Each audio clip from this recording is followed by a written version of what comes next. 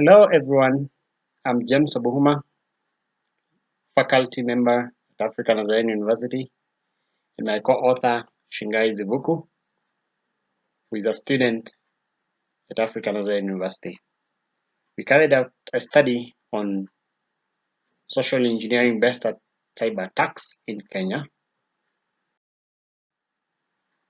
This was motivated by the fact that cybersecurity is a major challenge, especially as we transition into the fourth industrial revolution and as IoT booms. It's good to mention that cybercriminals are always viewed from a complex, sophisticated perspective.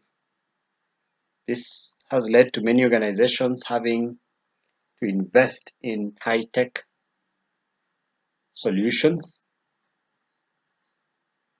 using either the layered security model that views security from different perspectives, perimeter walls, network security, data, application security.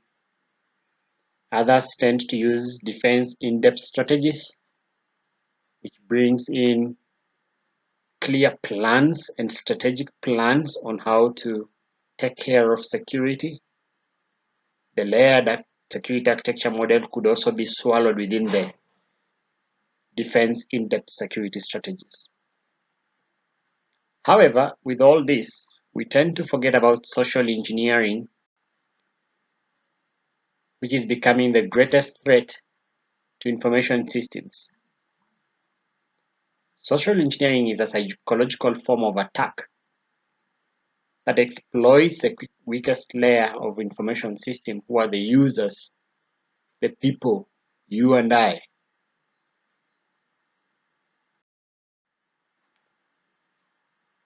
So the objectives of the study, the main objective was to present and demonstrate an analytical approach towards social engineering in Kenya, and further try to come up with a countermeasure towards it. Specific objectives: number one was to explore the level of understanding of the various forms of social engineering in Kenya. Number two, to determine the prevalence of social engineering attacks in Kenya. And lastly, to propose a model that could act as a countermeasure for social engineering. Our research approach or methodology entails random sampling to select participants and to select the participants who would also validate a proposed model. And we use both qualitative and quantitative data collection strategies, where online surveys and face-to-face interviews were used.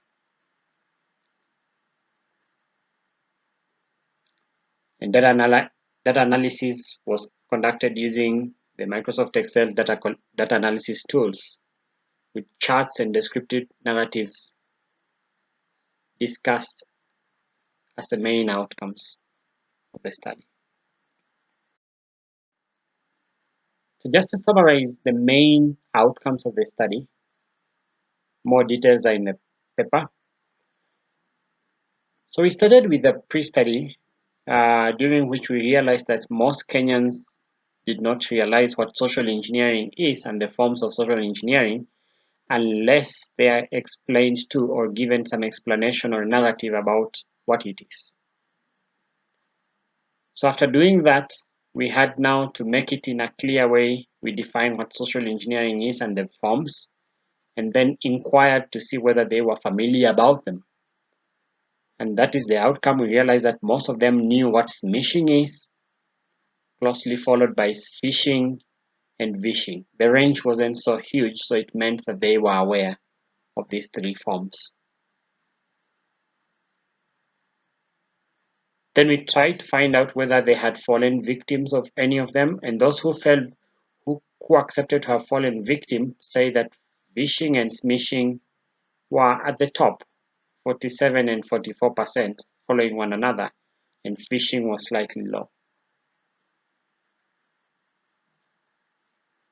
And the further explanation, they say that most of the attacks that they fell victim to, financial gain was the main motive behind the attacks, as the others felt like identity theft was the reason. But for those even who say the identity theft was the reason, they also explain the fact that the attackers were using identity theft with the aim in return to get financial gain.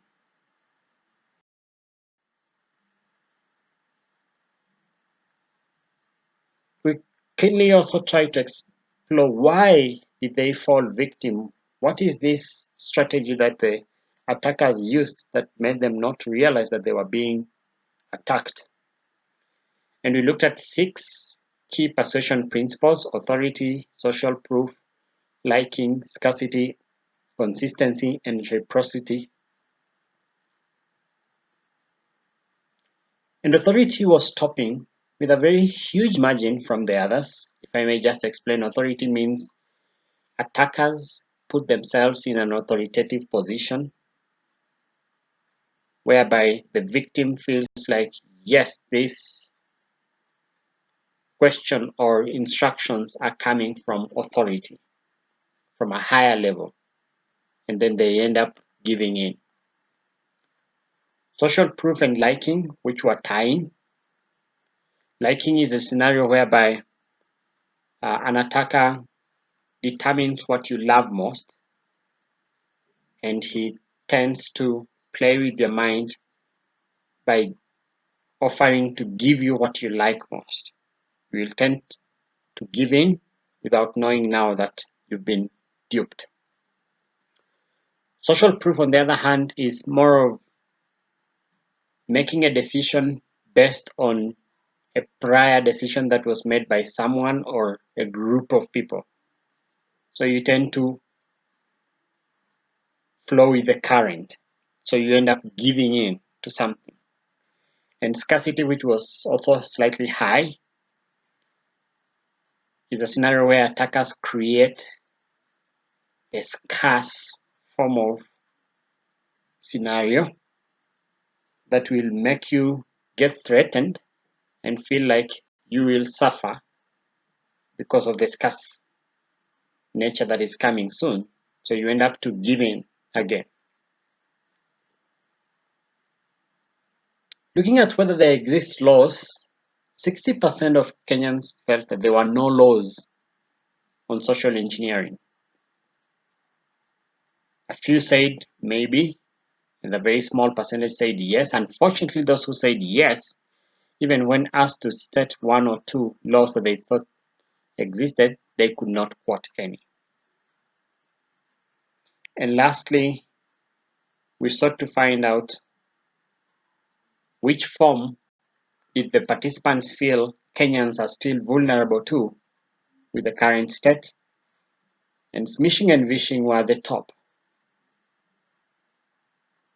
with a close range, 44% against 40%, against 45%.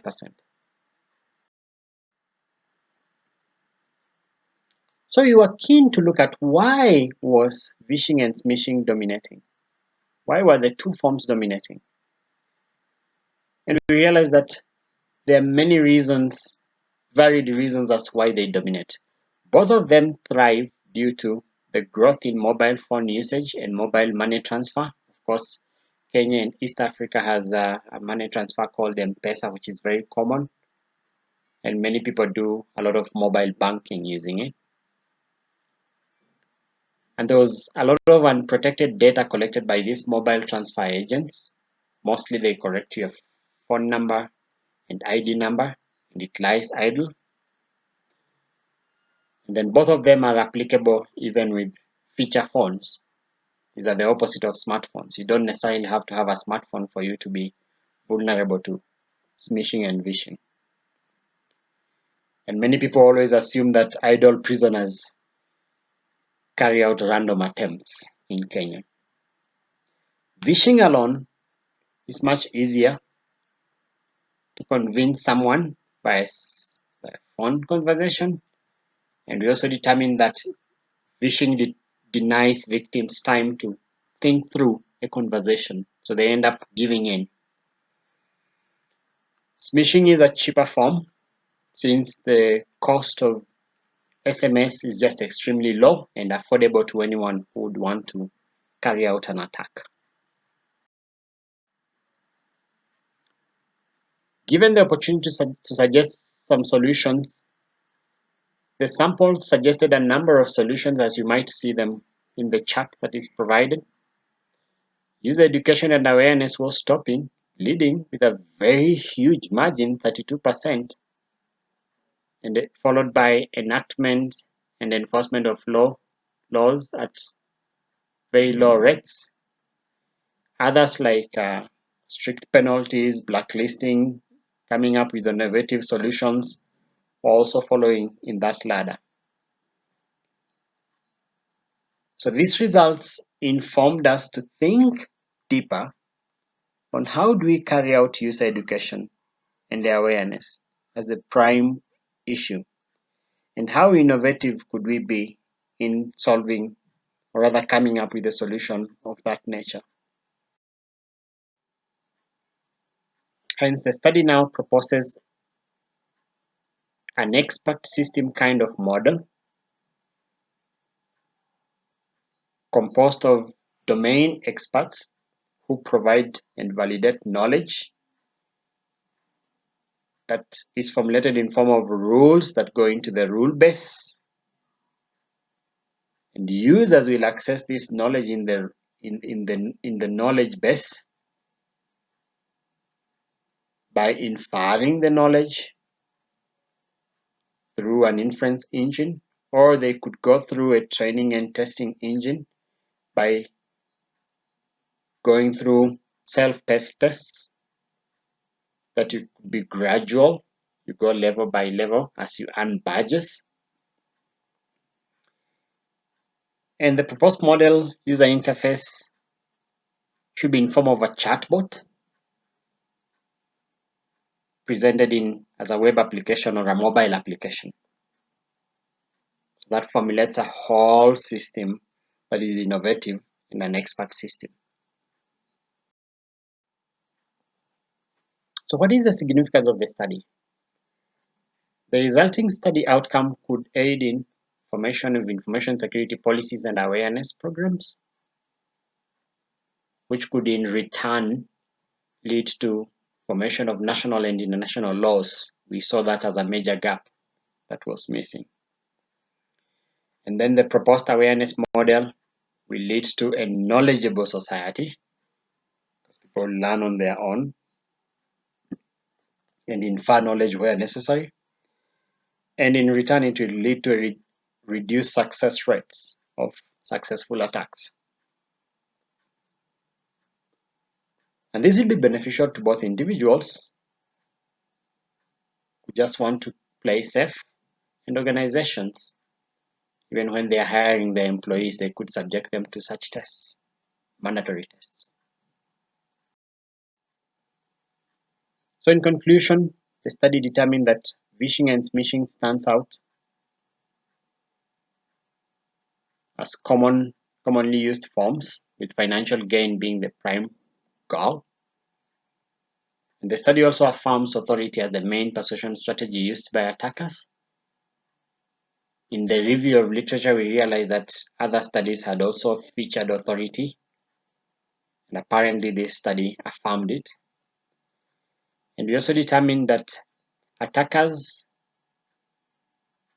persistently make attempts before one of them becomes successful. Then Kenyans fall victim of social engineering due to lack of awareness. There is education is so the reason, and hence the proposed awareness model. Future work lies in implementation of the proposed model and also validation by a larger sample size, which we have planned to do it. Thank you, and if you have any questions, you can ask them or send them to my email address as displayed on the screen.